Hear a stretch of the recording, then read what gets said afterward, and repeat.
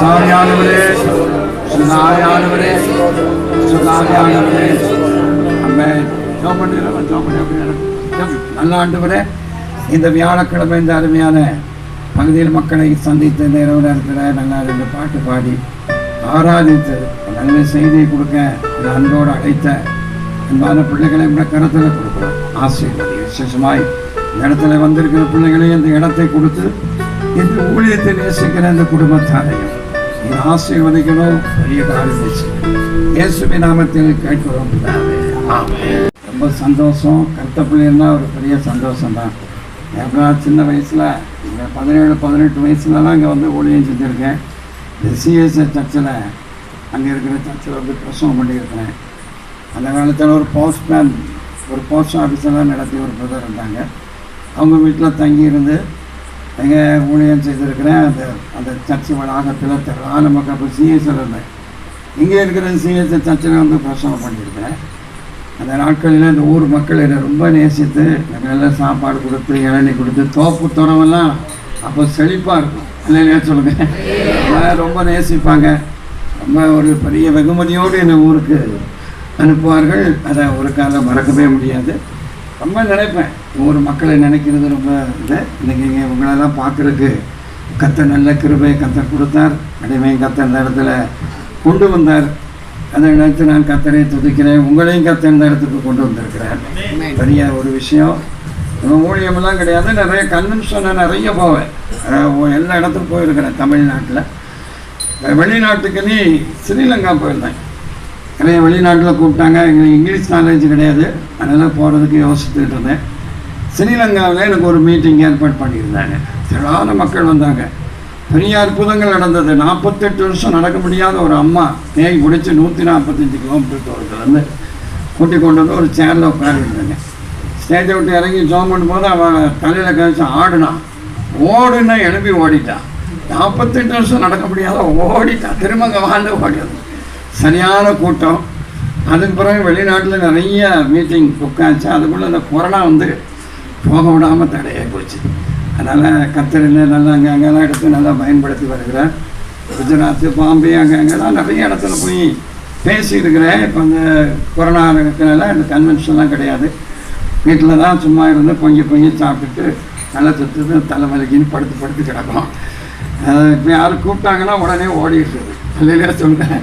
அதனால் கல்யாணங்கள் தான் நிறைய நடத்திக்கிட்டு இருக்கிறேன். அடுத்த வாரத்துலலாம் 2 கல்யாணம். கன்னியாகுமரியில் ஒரு கல்யாணம், இடைகள் துப்பாக்குடியில் ஒரு கல்யாணம், மெட்ராஸில் ஒரு கல்யாணம், தூத்துக்குடியில் இப்போ அப்படி ஒரு ஊழியம் நடந்துகிட்டு இருக்குது. நடத்திக்கிட்டு இருக்கிறேன். இங்கே கூப்பிட்டாங்க. ரொம்ப சந்தோஷம். இங்கே வந்து உங்களோடு காணப்படவும் நல்ல சந்தோஷமாக ஒரு தேவதூனை போல தகப்பனை போல அழைத்தீர்கள். உங்களுக்கு எனது நல்ல வாழ்த்துக்கள் பாராட்டுக்கள். கர்த்தர் உங்களை ஆசீர்வதிப்பார். ஒரு வசனத்தை யாராவது ஒருத்தர் எடுத்து நானாக வந்து எதுலையுமே வசனத்தை செலக்ட் பண்ணி முன்னால் இது பண்ணி பேசுகிறது கிடையாது. அதனால் கண்டிப்பாக இங்கே இருக்கிறதுல யாராவது ஒருத்தர் வாசிக்கிறவங்க கூட வசனத்தை நான் இன்னைக்கு உங்களுக்கு பிரசவம் பண்ணுறேன். யாராவது ஒருத்தர் வாசிக்குமா? பெண்களாவது ஆண்களாவது ஒரு வசனத்தை படிங்க. உங்களுக்கு பிடித்தமான வசனத்தை சொல்லுங்கம்மா. வசனம் சொல்லுங்க. ஏசாயா தீர்க்கதரிசன புத்தகத்தை எடுத்துக்கிடுங்க. அந்த சிஸ்டர் நல்ல ஒரு வசனத்தை அவர்கள் எடுத்திருக்கிறாங்க. நம்ம அருமையா வாசிச்சிருக்கிறாங்க. 45வது அதிகாரத்துல படிங்க. வெண்கல கதவுகளை வசனத்தை நம்ம 4வது வசனத்தை எடுத்திருக்கிறாங்க. படி. வெண்கல கதவுகளை உடைத்து எறும்பு தாழ்பால்களை முறித்து அந்தகாரத்தில் இருக்கிற பொக்கிஷங்களையும் ஒளிபீடத்தில் இருக்கிற புதையல்களையும் உனக்கு கொடுப்பேன். நான் என் தாசனாகிய யாக்கோபின் நிமித்தமும் நான் தெரிந்து கொண்ட இஸ்ரவேலின் நிமித்தமும் நான் உன்னை பெயர் சொல்லி அழைத்து நீ என்னை அறியாதிருந்தும் உனக்கு நாமம் தரித்தேன். கைகளை உயர்த்தி இந்த வார்த்தைக்காக கர்த்தருக்கு ஒரு அல்லேலூயா சொல்லுங்க. நல்ல ஒரு வசனத்தை அந்த சிஸ்டர் உள்ளத்துல ஏவப்பட்டு அவங்களுக்கு பிடித்தமானதை வாசிச்சிருக்காங்க. அல்லேலூயா சொல்லுங்க. நல்ல வசனம், வேத வசனம் எல்லாமே நல்ல வசனம் தான். ஆனா அந்த வசனத்துல நிறைய கருத்துக்களை நாம் படிக்கிறோம். கர்த்தர் நமக்கு செய்கிற சில நன்மைகள், உபகாரங்கள், வாக்குத்தத்தங்களாக இதை 45வது அதிகாரத்துல நம்ம வாசிக்கிறோம். என்ன சொல்லப்பட்டிருக்கு பாருங்க.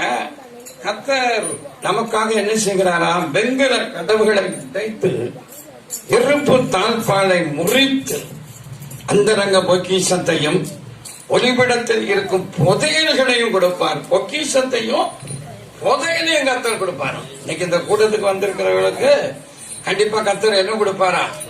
பொக்கிஷமும் என்னது?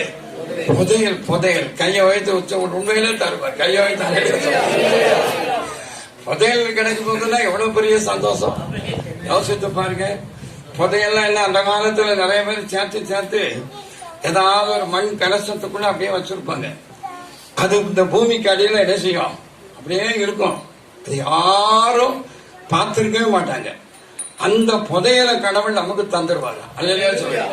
திரும்பி புதையல் கிடைச்சிட்டு பொக்கிஷம் கிடைச்சிட்டுனா நம்ம திடீர் பணக்காரனா மாறி எல்லாரும் கருத்தை பொருள் கேட்பாங்க. அது என்னையா திடீர்னு இந்த ஆள் குடிக்க கூட கஞ்சி இல்லாம பிறந்தான், இப்போ 2 தோப்பை வாங்கிட்டான், பெரிய இடத்த வாங்கிட்டான், என்ன ஆச்சு, எப்படி வந்துச்சு அப்படின்னு கேட்கக்கூடிய அளவுக்கு ஒரு கேள்விக்குறியாக கர்த்தர் புதையலையும் ஆண்டவர் என்ன தருவாரா? பொக்கிஷத்தையும் கர்த்தர் தருவாரா? அல்லேலூயா. வேதம் சொல்லுது, நீதிமானுடைய வீட்டில் அநேக பொக்கிஷம் உண்டு. ஆமென். கையாலே சொல்லுங்க. நீதிமான் வீட்டுல என்ன இருக்குமா? நிறைய பொக்கிஷம், அநேக பொக்கிஷம் இருக்குமா? நம்ம வீடுன்னு இருந்தா கண்டிப்பா அதுல எல்லாம் இருக்கணும். இருக்கணுமா இல்லையா? நல்ல காடு, நல்ல மிக்சி இருக்கணும், கிரைண்டர் இருக்கணும், எல்லாம் பெரிய டிவி வச்சு கிறிஸ்தவ நிகழ்ச்சியாக வேற எதையும் பார்த்துட்டு இருக்க கூடாது. நல்ல லேப்டாப் இருக்கணும். வீட்டுல கண்டிப்பா பெரிய கட்டில் இருக்கணும். இத்தாவ இடத்துல மெத்த, சும்மா தரையோட தரையா தட்டி கிடக்கு கிழிஞ்ச மெத்தெல்லாம் கிடையாது. எல்லாம் எப்படிப்பட்ட மெத்த? பெரிய மெத்த இருக்கணும். வீட்டுல கண்டிப்பா இல்லாத பொருளே இருக்கக்கூடாது. எல்லா பொக்கிஷத்தையும் கடவுள் நமக்கு தரணும். அல்லேலூயா. எல்லாம் கையை வைத்து அல்லேலூயான்னு சொல்லுங்க. எல்லாம் தரணும். ஆண்டவர் எனக்கு எல்லாம் தந்திருக்கிறார். எல்லாம் கவனிக்கணும். எங்க வீட்டுல இருக்கிற பொக்கிஷத்துக்கு கணக்கே கிடையாது. ஒரு காலத்துல குடிக்க கூட கஞ்சி கிடையாது. அப்படி இருந்தேன். ஆனா ஆண்டவர் எல்லா பொக்கிஷத்தையும் நல்ல கார் தந்திருக்கிறார், நல்ல டெம்போ டிராவலர்ஸ் தந்திருக்கிறார். ஒரு பையனை பைக்ல போய் பொத்துனி கீழே விழுந்து கால் பெருசா வீங்கி நடக்க முடியாம சீரழிஞ்சேன். அவன் என்ன செஞ்சா பாருங்க, பைக்கே ஓட்டக்கூடாதுயா, நீங்க கார் ஓட்டுங்க, ஒரு சாண்ட்ரோ கார் ஒன்று வாங்கி விட்டோம். நிறைய பொக்கிஷம். ஊழியத்துக்கு வந்த பிறகு கர்த்தர் நிறைய பொக்கிஷத்தை கர்த்தர் தந்தார். அதனால இங்க வந்திருக்கிற உங்களுக்கும் ஆண்டவர் கண்டிப்பா என்ன தரணும்? நிறைய பொக்கிஷத்தை தரணும். அல்லையா சொல்லுங்கம்மா. நிறைய பொக்கிஷம் வேணுமா வேண்டாமா? நிறைய வாங்கட்டுமா. காருக்கெல்லாம் வாங்கி சொல்லி பறந்து போங்க. நான் ஒரு காலத்துக்கு ஒண்ணு கேட்கிறேன். திடீர்னு ஒரு கார் வாங்கினேன். வாங்கிட்டு ஒரு பையனை டிரைவரா போட்டேன். அந்த பையன் கொஞ்ச நாள் ஓட்டிட்டு திரும்ப எனக்கு கார் ஓட்ட முடியாத வீட்டுக்கு போறேன்னு போயிட்டான். வேற ஒருத்தனை போட்டேன். அவனும் இருக்க மாட்டேன்னு போயிட்டான். ஒரு டிரைவரும் உருப்படியா இல்லை. என்ன செய்ய யோசித்தேன். வயசான காலத்துல இந்த சிவந்திபுரத்துல போய் ஒரு கார்த்திக்னு ஒருத்தர் இருக்கார்ட்ட போய் டிரைவிங் படிச்ச ஒண்ணுமே மண்டையில ஏறல. அந்த பையன் சொன்னாரு, நீங்க நம்ம ஊர்ல ஒரு பெரிய பாஸ்டர், சின்ன பையனா 2 அறையை கொடுத்து சொல்லி கொடுக்க, நீங்க பெரிய ஆளு, உங்களுக்கு மண்டையிலே ஏறாது அப்படின்ட்டான். அப்புறம் என்ன செய்ய, ஒரு வாரம் போயிட்டு திரும்ப போகல. எல்லாம் கவனிக்கணும். அதுக்கு பிறகு எங்க வீட்டுல இருக்கிற வண்டிய நானே எடுத்து சும்மா அப்படியே போகணும்னு சொல்லி இந்த துப்பாக்குடிக்கு அந்த பக்கத்துல ஒரு பையனை கேட்டேன், கிரவுண்ட் இருக்கான்னு கேட்டேன். அவன் என்ன பார்த்து பாஸ்ட்னு கேள்வி பண்ணி, கேளியா இப்படி போங்க, அங்க ஒரு கிரவுண்ட் இருக்கு, அங்க போய் வண்டியை ஓட்டலாம். நான் பையன் ஓட்டினேன். பார்த்தா அது கிரவுண்டு கிடையாது. இந்த பக்கம் பெரிய குளம், அந்த பக்கம் பெரிய வயலு, எருமாடு வேற ஒரு பெரிய கூட்டமா இருக்கு. ஏசப்பா, இந்த வயசுல நமக்கு இது தேவையா அப்படி நினைச்சு பயந்து போய் எப்படியோ வண்டிய அந்த நெருக்கத்துல ஓட்ட பாட ஆரம்பிச்ச பாருங்க. அன்னைக்கு தாங்க வந்தது ட்ரைனிங். கையோ தலையா சொல்லுங்க. அப்படி அந்த கலியத்தாம்பட்டி வழியா எங்க வீட்டுல கொண்டு காரை அருமையா ஓட்டி, அதுல இருந்து நானே ரொம்ப நாள் கார் ஓட்டி கேரளா, மெட்ராஸ் ராத்திரி 10:30 மணிக்கு எல்லாம் கவனிக்கணும். வண்டி எடுத்து விடிய காலம் வீட்டுக்கு கொண்டு வந்திருக்கேன். இந்த வயசான காலத்துல எனக்கு எத்தனையோ சுகர் இருந்து கண்ணெல்லாம் பாதிக்கப்பட்டிருந்தது. கண்ணாடி ஓட்டாமலே போடாமலே கார் ஓட்டினேன். கத்தர் அப்படி ஒரு பலனை தந்தார். கையை தலையிலே இப்பதான் பயங்கர கார் ஓட்டிட்டு போதும், நம்ம அதுல இருந்து ரிட்டையர்ட் ஆகிரும் சொல்லி இப்ப ரிட்டையர்ட் ஆகி வேண்டாம்னு சொல்லி இப்ப ஓட்ட வச்சிருக்கேன். நல்லா கவனிக்கணும். ஆண்டவர் என்னோட எத்தனையோ தேவைகள், எத்தனையோ பொக்கிஷத்தை ஆண்டவர் எனக்கு நிறைய தந்திருக்கிறார். நான் சாட்சியை சொல்ல முடியும். அதை நீங்க சொல்லுங்க. ஒரு மனிதனை பார்த்து கத்தர் சொன்னார்.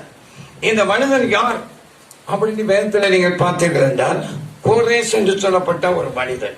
அவன் கை வைத்தாலே சொல்லுங்க. இவன் ஆண்டோடைய ஆலயத்தை கட்டுவதற்காக இவன் முயற்சித்தான். தேவனுடைய ஆலயத்தை கட்டணும் அப்படிங்கிற ஒரு வாஞ்சை இவனுக்கு இருந்தது. கத்தர் என்ன சொன்னார் பாருங்க, இவன் வலது கையை பிடிச்சி இந்த வாக்கு தத்தத்தை கத்தர் கொடுத்தார். இந்த முதல் வசனத்தை படிங்க. முதல் வசனத்தை படிங்கம்மா. கர்த்தராகிய நான் அபிஷேகம் பண்ணின கோரேசுக்கு முன்பாக ஜாதிகளை கீழ்ப்படுத்தி ராஜாக்களின் இடைக்கட்டுகளை எல்லாம் என்ன செய்யணுமா அவிழ்த்து அவனுக்கு முன்பாக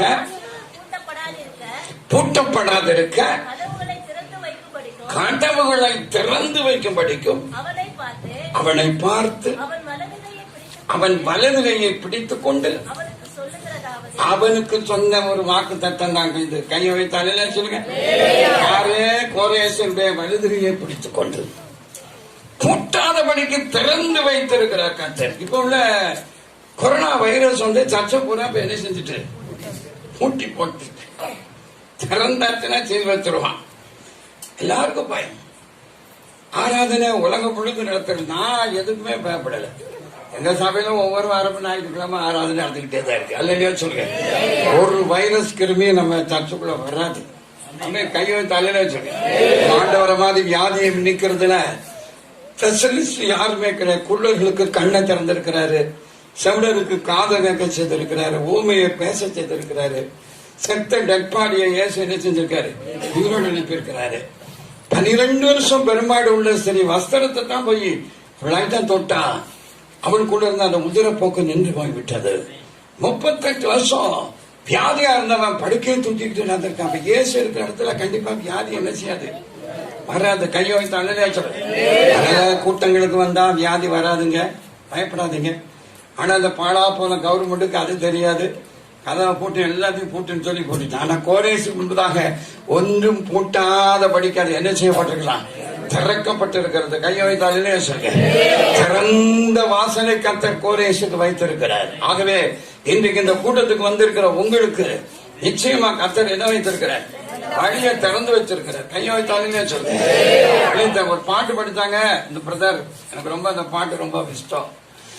ஆண்டவர் என்ன செய்திருக்காரு, சமுத்திர சமுத்திரத்துல அவர் வழி திறந்திருக்கிறார். அல்லையா சொல்லுங்க. வல்லமைகள் குறைந்து போகவே இல்லை.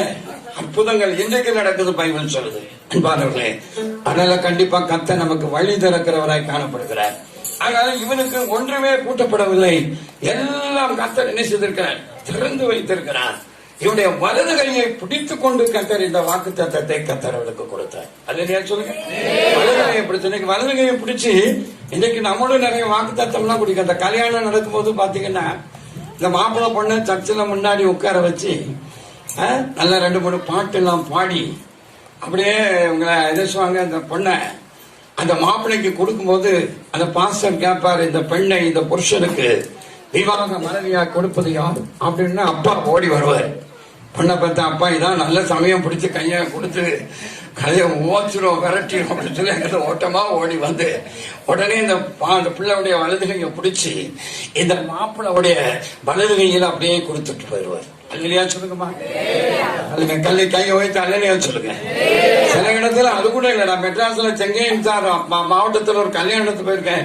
இந்த பெண்ணுக்கு இந்த மாப்பிள்ளை இந்த மாப்பிள்ளைக்கு இந்த பெண்ணை விவாக மனைவியா கொடுக்கறது யார் அப்படின்னு கேட்டா மாப்பிள்ளையுடைய அப்பாவை காணும். அப்பா அப்பா அப்பான்னு தேடுறாங்க, அப்பாவை கடைசியில் என்ன அப்பா எங்க போனான்னு கேட்டா அவர் தண்ணி அடிச்சுட்டு அங்க ஒரு சாக்கடைக்குள்ள பன்றி மேல படுத்து கிடக்கிறாரு. நானும் 2-3 பாட்டு படிச்சு அவரை குளிப்பாட்டி கொண்டுட்டு வாங்க ஐயா. ஒரு 3 பாட்டு படிச்சுட்டு எப்படியாவது அவரை கொண்டு வந்து கையை பிடிச்சு கொடுக்கலான்னு பார்த்தா குளிப்பாட்டி எடுத்து கொண்டு வராங்க. அங்கிருந்து வந்து அவரு தண்ணி எடுத்துட்டு, ஏய் பாஸ்டர், நீயும் ஒரு தாப்ப மாதிரிதான், நீனே கையை பிடிச்சு கொடுத்து கல்யாணத்துக்கு பிடிச்ச நல்ல கவனிக்கணும். பிறவை பார்த்து இந்த அளவு வச்சு ஒண்ணும் செய்ய முடியாது. சரி, நமக்கு ஒரு மகாதாரி கையை பிடிச்சு கொடு, வலது கையை பிடிச்சு நல்ல கவனிக்கிறது. வலது கையை பிடித்துக் கொண்டு என்ன செய்றாங்க பாருங்க, சில உடன்படிக்கைகள் பண்ணுகிறாங்க தேவ சமூகத்துல. என்ன உடன்படிக்கை? வாழ்விலும் தாழ்விலும் சுகத்திலும் துக்கத்திலும் நல்ல இன்பத்திலும் துன்பத்திலும் பிறர் முகம் பார்க்காம உனக்கே நான் புருஷனா இருப்பேன் அப்படின்னு சொல்லி அந்த பையன் வாக்கு கொடுக்கிறான். அல்லையா சொல்லுங்க. மரண பரியந்தமும் நான் உனக்கு புருஷனா இருப்பேன். நல்ல கவனிங்க. அப்ப இந்த வடலையை பிடிச்ச இந்த வாக்கு தத்தத்தை கொடுத்து விட்டால், இந்த உடன்படிக்கை பண்ணிவிட்டால், கண்டிப்பா அந்த பெண்ணை சாகிற வரைக்கும் என்னதான் வந்தாலும் கைவிடாமல் காப்பது தான் அந்த புருஷனுடைய கடமையா இருக்குது. அல்லையா சொல்லுங்க. சச்சின வாக்கு தத்தம் பண்ணிட்டு திரும்ப ஒரு 10 நாள்ல அடிச்சு உங்க வீட்டுல வரதட்சணை கொஞ்சம் குறையா கொடுத்துட்டாங்க, நான் தாரன்ட்டு தரல, உங்க அப்பங்கிட்ட போய் வாங்கிட்டு வான்னு சொல்லி அடிச்சு பத்து. அதெல்லாம் கவனிக்கணும். கூப்பிடுறதே கிடையாது. அதனால பாருங்க, அப்படியெல்லாம் இருக்கவே கூடாது. கண்டிப்பா நீங்க செய்திருக்கிற அந்த வலதுகையை பிடித்து ஒரு பெண்ணோட குடும்பமா இருக்கிறவர்கள் செய்திருக்கிற அந்த உடன்படிக்கையை நீங்க என்ன செய்யணும், நினைச்சு பார்க்கணும். எந்த காலத்தை கொண்டு உங்க மனைவி உங்க வீட்டை விட்டு அடிச்சு உங்க அப்பா வீட்டுக்கு போ, உங்க அம்மா வீட்டுக்கு போன்னு சொன்னா நீ தேவ சமூகத்தில் செய்த உடன்படிக்கையை நீ காப்பாற்றவில்லை. அல்லையா சொல்லுங்க. மனைவி என்பவள் உடன்படிக்கையின் மனைவி. மல்கியா தீர்க்கதரிசி சொல்றாரு, உன் உடன்படிக்கையின் மனைவிக்கு நீ துரோகம் செய்யக்கூடாது என்று சொல்ல. நல்ல கவனிங்க. வலதுகை அதுபோல அந்த பிள்ளையும் வலதுகையை பிடிச்சுக்கிட்டு அந்த புருஷன்கிட்ட வாக்கு கொடுக்கிறார்.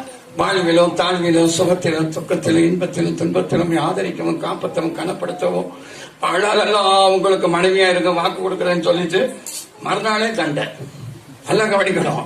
ஒரு நாளைக்கு 2 நாள் 2வது நாளுக்குள்ள பேக்க நான் தூக்கிட்டு எங்க அம்மா வீட்டுக்கு போறேன்னு போயிடுறான். இந்த வாக்குகளில் கண்டிப்பா நாம் உண்மையா இருக்கிறோமா யோசித்து பாருங்க. ஒரு கணவர் மனைவியும் தன்னுடைய வலதுகையை பிடித்து கொடுக்கிற அந்த வாக்கு தத்தத்தில் எத்தனை குடும்பம் உண்மையா இருக்கிறோம் யோசித்து பாருங்க. ஒரு பையன் என்கிட்ட வந்து கேட்டான், ஐயா எனக்கு ஒரு சிக்கச்சிலேன்னு ஒரு பொண்ணை எனக்கு கல்யாணம் முடிச்சவங்க. அவனா பார்த்தா கருப்பா இருப்பான். கருப்புனா அப்படி ஒரு கருப்புனா இதுவரைக்கும் பார்த்தேன். நான் உடனே அவனை பார்த்து கேட்டேன், எங்கடா உனக்கு சிக்கச்சிலேன்னு பொண்ணு கிடைக்கும்? இப்படி வந்து கேட்க, எனக்கு ஒரு ரட்சிக்கப்பட்ட பிள்ளை வேணும், ஒரு பரிசுத்தாய் பெற்ற பிள்ளை வேணும், நற்குண சாட்சியான பிள்ளை வேணும்னு கேட்பானா. இப்படி கேட்கிய ரொம்ப கோபமா அவனை பேசி விரட்டி விட்டேன். அதுக்கு பிறகு ஒரு 2-3 மாசம் கழிச்சு எங்க வீட்டுல ஒரு கல்யாணம் கொண்டுட்டு அவசரமா வந்தான். ஐயா எனக்கு கல்யாணம் அப்படின்ட்டு என்னை பார்த்து சிரிச்சுக்கிட்டே சொன்னா, எனக்கு சிவத்த பொண்ணு கிடைக்காதுன்னு சொன்னீங்க. கர்த்தர் எனக்கு ஒரு அருமையான ஒரு பெண்ணை எனக்கு தந்திருக்க. ஒண்ணு எப்படி அவளுக்கு பிடிச்சிருக்குன்னு சினிமாக்காரன் பாடியிருக்கான், கருப்பு தான் எனக்கு பிடிச்ச கலர். அந்த பாட்டின் அடிப்படையில் அவளுக்கு எனக்கு கிடைச்சிருக்கு அப்படின்ட்டு கண்டிப்பா நீங்க அந்த காட்சியை பார்க்க வேண்டும். என்ன உங்க வீட்டுல வச்சு சத்தம் போட்டு திட்டி விரட்டுன்னு நீங்க கண்டிப்பா என்னுடைய கல்யாணத்துக்கு வந்தே தீர வேண்டும். சரி, இந்த பையன் கேட்கிறானே, நம்ம போவோம் அந்த கல்யாண வீட்டுக்கு. ஒரு பரிசும் வாங்கிட்டு அந்த கல்யாண வீட்டுல கலந்து கொள்வதற்காக அந்த கல்யாண மண்டபத்துல போய் பாக்குறேன். பின்னால உட்காந்துருக்கேன். அழகான பொண்ணு. எனக்கே ஆச்சரியமா போச்சு. பையனை திட்டமே அப்படின்னு ஒரு வருத்தம் தான். பின்னால உட்காந்து பார்த்துக்கிட்டே இருக்கேன். கூட்டமா போய் எல்லாம் பரிசுகள்லாம் கொடுக்காங்க, பணங்கள்லாம் கொடுக்குறாங்க.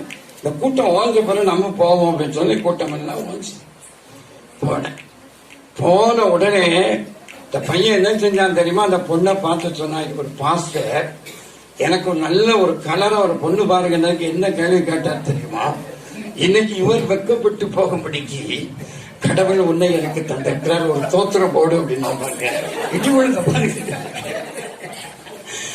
எப்பா இப்படி கேட்டுட்டாலே அப்படின்னு சொல்லி தோத்திரம் போட்டு, நானும் ஒரு தோத்திரம் போட்டு 2 பேருக்கும் தலையில கை வச்சு, கத்தாவே இவன் கேட்டபடி ஒரு பொண்ணை நீர் கொடுத்து அதற்காக உங்க தோத்திரம் அப்படின்னு சொல்லி ஜோம் பண்ணிட்டு ரொம்ப கஷ்டமா இருந்துச்சு. இனிமேல் நம்ம யாரையும் பார்த்துட்டு நினைக்கக்கூடாது, திட்டவே கூடாது அப்படி நினைச்சிட்டு சாப்பிட்டுட்டு திரும்ப போய் அவன்கிட்ட போய் மன்னிப்பு கேட்டேன். தம்பி மன்னிச்சுக்கப்பா, தெரியாம அன்னைக்கு பேசிட்டேன், பழி வாங்கிட்டேனா, அதான் அந்த கூட்டத்துல வரவே இல்லை, கூட்டம் எல்லாம் போன பிறகு அப்படின்னு மாட்டேன். ஒரு மாசம் கூட ஆகலைங்க. நான் அந்த பையா பைக்ல ஒரு வீட்டுக்கு ஜோம் பண்றதுக்கா போறேன். இந்த பையன் அந்த ஒரு பஸ் ஸ்டாப் இருக்கு பாருங்க, அந்த திண்டுல அப்படியே இப்படி தலையில இப்படி கை வச்சுட்டு சாஞ்சி உட்கார்ந்து இருக்கிறான்.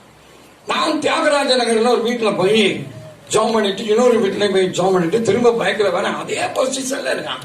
கொஞ்சம் கூட அசையல ஆடல. 2 மணி நேரமா இப்படி இருக்கிறானே, இருக்கானா செத்து போனானா அப்படின்னு சொல்லி இப்படித்தாங்க தோட்டம் தம்பி அப்படின்னு அப்படின்னு சின்ன பிள்ளை மாதிரி அழுது என்னை கட்டி பிடிச்சு கதறி அழுதுட்டு ஒரு வார்த்தை சொன்ன, உங்களை மாதிரி கல்யாணம் பண்ணாம இருந்தா நல்லா ஏப்பா அப்படின்னு சொல்றேன் அப்படின்னு. இந்த பொண்ணு கல்யாணம் முடிஞ்சு வந்த அன்னைக்கு இது என்ன பண்ணிச்சான், அன்னைக்கு மறுநாள் காலையில அவங்க அம்மா காஃபி போட்டு கொண்டு கொடுத்தாங்க. மருமகளுக்கும் மகனுக்கும் காஃபி கொண்டு கொடுத்தாங்க. இந்த பையன் கொண்டு எங்க அம்மா காஃபி போட்டிருக்காங்க குடிடி அப்படின்னு கொடுத்தானா. அப்படியே ஒரு மடக்கு குடிச்சிட்டு சொன்னாரா, இதெல்லாம் ஒரு காப்பியா? நான் எங்க வீட்டுல எப்படி காப்பி போட்டு எங்க அம்மா தருவாங்க தெரியுமா?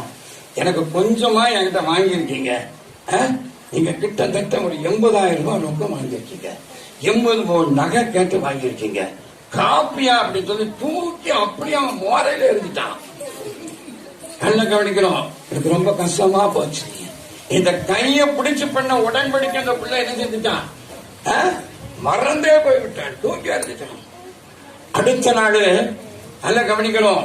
அடுத்த நாள் அதே மாதிரி ரொம்ப பேச, எப்பவும் திட்டுவானா, அந்த பையனை திட்டுவானா, மாமியார திட்டுவானா, அந்த வீட்டுல இருக்கிற அவ்வளவு வரையும் பயங்கரமா திட்டுவான். திட்டவனுக்கு ரொம்ப கோபம் ஆயிட்டான். அப்ப சொன்னானா, இப்படி ஒரு பொண்ணை போய் வாங்கி தொலைச்சிட்டானே. இன்னைக்கே சொன்னார், ரட்சிக்கப்பட்ட பிள்ளைய பாரு, அபிஷேகம் பண்ணப்பட்ட பிள்ளைய பாருன்னு சொன்னார். ஆளை பார்த்தா அழகு மாதிரி இருக்கு, குடத்தை பார்த்தா இளவு மாதிரி இருக்கடி அப்படின்னு சொல்லிட்டு உன்னை சாத்திரன்னு சொல்லி எட்டி தாங்க பிடிச்சாலாம். கராத்தை படிச்ச பிள்ளையா எடுத்திருக்கலாம். அந்த சட்டுன்னு கராத்தையில அதை வாங்கிட்டு தான் பையன் இப்படி ஏன்பா அப்படி இருக்கேன், கவலைப்படாதப்பா அப்படின்னு என் பைக்ல கூட்டிட்டு போய் அங்க போய் பார்த்தா அவ வீட்டுல இப்ப எல்லாத்தையும் அழுகிட்டு அம்மா வீட்டுக்கு போயிட்டான். உடன்படிக்கை எனக்கு நிறைய பிள்ளைகள் மறந்து கணவரை விட்டு தன்னுடைய வீட்டை பார்த்து ஓடி வந்துடும், அம்மா வீட்டுக்கு அப்பா வீட்டுக்கு. அதெல்லாம் இருக்கக்கூடாதுங்க. அப்படி யாராவது சண்டை கிட்ட போட்டு புருஷன்கிட்ட சண்டை போட்டு அம்மா வீட்டுக்கு வந்தவங்க யாராவது உள்ள இருந்துக்கிட்டா நாளைக்கு பையன் தூக்கிட்டு என்ன செய்ய, வீட்டுக்கு போயிரு, கையோ தலையா சொல்லுங்க, கேஸ் போட்டிருந்தானே இல்ல வாபஸ் பண்ணிடு. சர்ச்சில் நீ ஒரு உடன்படிக்கை பண்ணிட்டு திரும்ப அந்த உடன்படிக்கை மீறுவது எவ்வளவு பெரிய தப்பு அல்லையா சொல்லுங்க.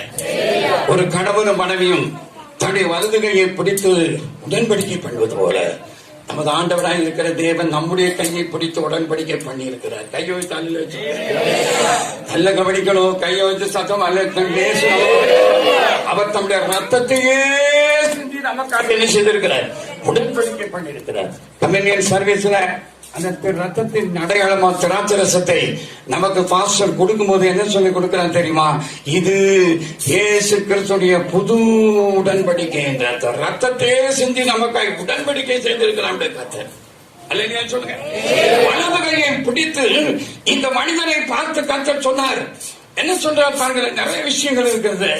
என்ன சொல்லி இருக்கிறார் என்று சொல்லி பார்த்தார். அதாவது கர்த்தர் கண்களை கதவுகளை கர்த்தர் என்ன செய்கிறார், உடைத்திருக்கிறார். இருப்பு தாழ்பாலை கர்த்தர் என்ன செய்திருக்கிறார், முறித்து இருக்கிறாருங்க. முறித்து அதற்குள்ள இருக்கிற பொக்கிஷத்தையும் புதையலையும் ஆண்டவர் நமக்கு தருவேன் என்று கர்த்தர் சொல்லி இருக்கிறார். அல்லேலூயா. அதனால கண்டிப்பா நல்ல அபிஷேகம் பண்ணப்பட்ட பிள்ளைகளாக இருக்க வேண்டும். கோரேஸ் அபிஷேகம் பண்ணப்பட்டவன். கோரேசுடைய வாழ்க்கையில் தேவனுடைய ஆலயத்தை குறித்த ஒரு வாஞ்சை, ஆலயத்தை கட்ட வேண்டும் என்று ஒரு வாஞ்சை அவனுக்குள்ளே காணப்பட்டது. நல்ல கவனிக்க. நமக்கும் கண்டிப்பா சர்ச்சை குறித்து ஒரு வாஞ்சை, ஆலயத்தை பற்றி ஒரு வாஞ்சை இருக்கும். நீங்க எந்த ஆவிக்குரிய சபைக்கு போறீங்களோ அந்த சபை கட்டப்பட வேண்டும். அல்லைங்க சொல்லுங்க. சர்ச்சை கட்டுறதுக்கு நீங்க முயற்சி பண்ணணும். சர்ச்சையில ஏதாவது ஒரு வேலைகள் பழுது பார்க்க வேண்டும். சர்ச்சைக்கு ஏதாவது பொருட்கள் தேவை என்றால் கண்டிப்பா அதெல்லாம் முதல்ல அதை வாங்கி கொண்டு கொடுக்கணும். 10 டியூப்லைட் வாங்கி கொடுக்கணும். சபையில உட்கார்றதுக்கு சேர் இல்லையா, ஒரு 10 சேர் நல்ல சேரா, மொட்டை சேர் எல்லாம் வாங்கி கொடுக்க கூடாது. நல்ல சேர ஸ்ட்ராங்கா உட்கார்ந்தா உடையக்கூடாது, அப்படி சேர வாங்கி கொடுக்க. நான் ஒரு சர்ச்சில் போய் பிரசவம் பண்ண போயிருக்கேன். உட்கார்ந்து தடை உடைஞ்சி அது இந்த பக்கம் உடைஞ்சு அங்க உடைஞ்சு நல்ல வேலை இயேசுவே லட்சம் அப்படின்னு சொல்லி ஒரு ஆள் ஓடி வந்து பிடிச்சாங்க. எல்லாம் மண்டையில அடிபட்டு காயத்தோட தான் வந்திருக்கும். நல்லா கவனிக்கணும். அதுல இருந்து போய் சேர்ல உட்காரவே எப்படி இருக்கு, பயமா இருக்கு. சர்ச்சில் நல்ல சேர், வீட்டுக்கு நல்ல சேர் வாங்கி போடுற, ஆனா சபைக்கு என்ன செய்யறது கிடையாது. நல்ல சேர், ஆலய வாஞ்சி, ஆலயத்தை கட்டணும், அப்படி ஒரு வாஞ்சி நமக்கு இருக்க வேண்டும். வேதத்துல பாருங்க, தாவீதுக்கு ஆலயத்தை கட்ட வேண்டும் என்ற ஒரு வாஞ்சி. அநேக வெள்ளியையும் பொன்னையும் பொற்பாடங்களை ஆலயத்தை கட்டுவதற்காக சேமித்து வைத்திருந்தார். தங்கம் வெள்ளியெல்லாம் ஆலயத்துக்காக சேர்த்து வச்சிருந்தோம். நம்ம தங்கமெல்லாம் வாங்கினா அவளை கட்டி கொடுக்கறதுக்கு தான் சேர்த்து வச்சிருப்போம். சர்ச்சுக்காக, சர்ச்சுடைய வேலைக்காக பெண் பண்ணி எனக்காவது பொன்னையோ வெள்ளியோ சேர்த்து வச்சு அதை காணிக்கையா கொண்டு சபையை கட்டுங்க கொடுத்துருக்கீங்களா? யோசித்து பாருங்க. தாவீது கட்ட உயர்ந்த போது கர்த்தர் சொன்னார், நீ எனக்கு ஆலயம் கட்ட வேண்டாம், நீ அநேகரை கொன்று நீர் கொண்ட கரங்கள் ரத்த கரங்களாக இருக்கிறபடியால உடைய மகன் எனக்கு ஆலயத்தை கட்டுவான் என்று கர்த்தர் சொன்னார். ஆலயத்தை கட்டுறதுக்காக, மகன் கட்ட ஆலயத்துக்காக சேர்த்து வச்சு தாவீது கொடுத்தாங்க. கர்த்தர் அவனுக்கு ஒரு பெரிய வீட்டை கட்டி கொடுத்தார். ஐயோ தள்ள சொல்லு, சர்ச்சைக்கு ஒரு வேலை, ஒரு உதவி செஞ்சான், நீ போற சபைக்கு ஏதாவது ஒரு ஹெல்ப் பண்ணா கண்டிப்பா கர்த்தர் உன் வீட்டுக்கு வேண்டியதெல்லாம் கர்த்தர் கொடுப்பார். வீட்டையே உனக்கு கட்டி தருவார். ஐயோ தள்ளையே சொல்லுங்கம்மா. நான் ஊழியத்துக்கு வந்த புதுசுனா பாத்தீங்கன்னா வெளியில தான் படுத்து கிடப்பேன். வெளியில ஒரு கட்டில போட்டு இடைக்காலெல்லாம் கர்த்தர் அந்த இடத்தை காமிச்சாரு. பாத்தீங்கன்னா வீடெல்லாம் கிடையாது. ஒரு பொறுப்பு ஒரு கட்டில போட்டு ஒரு பாயை விரிச்சு மேல ஒரு துணியை விரிச்சு படுப்போம். ஒரு நாள் ஒரு பாம்பு மேல ஏறி கழுத்து வரையே அப்படி போகுது, ஒரே அசையல. சத்த மூச்சு கூட விட பையன் கொண்டுடுவோம் அப்படின்னு சொல்லி நல்லா கவனிக்க. அப்படியே இருந்தா கொஞ்ச நேரம் கழிச்சு பாம்பு கீழே இறங்கி அப்படியே ஒரு பெரிய பாம்பு. ஆண்டவர் என்ன ரொம்ப ஆச்சரியமா காத்தாரு. ஒரு முறை நான் படுத்திருக்கும் ஒரு கருணாக பாம்பு வந்துட்டு வந்து படம் எடுத்து என்னை கொத்தனுக்கு ரெடியா இருக்கும்போது, நான் ஒரு அருமையான ஒரு நாய் வழக்கு, பேரு விஜய், 15 வருஷம் இருந்துச்சு. நல்லா கவனிக்கணும். அது என்ன ரொம்ப நேசிக்கும், அருமையான நாய், யாரும் என்ன தொட முடியாது. நல்லா கவனிக்கணும். கன்வென்ஷன் போயிட்டா அமைதியா நான் அவங்க கொடுக்கறத சாப்பிடும். கன்வென்ஷன் முடிச்சு வந்தோடனே நான் இருக்கிற இடத்துக்கு மாடியில வந்துடும். அதுக்கு பிறகு அந்த சோறு போடுறவெல்லாம் வந்து விஜய் அப்படின்னா கொர்றன்னு உருமோம். சொன்னா ஐயா வந்தோட உனக்கு திமிர் ரொம்ப அதிகமா வச்சோம். போன பிறகு சாப்பாடு போடுறது நாங்க. அந்த அளவுக்கு என்ன ரொம்ப நேசிக்கிற ஒரு டாக்டர் அது. அது என்ன செஞ்சு பாருங்க, இந்த பாம்பு வந்தோடனே அது ஒரு பெரிய சத்தம் போட்டு காலையில 1 மணிக்குங்க சத்தம் போட்டுச்சு. சத்தம் போட்டு என்ன சத்தம் போடுறது பக்கமாக உள்ளவங்கள எந்திரிச்சு வந்து பார்த்தா பாம்பு. ஐயா கட்டில் பக்கத்துல ஒரு பாம்பு. நான் பார்க்க பாம்புனாலே எனக்கு பெரிய பயமா இருக்கும்.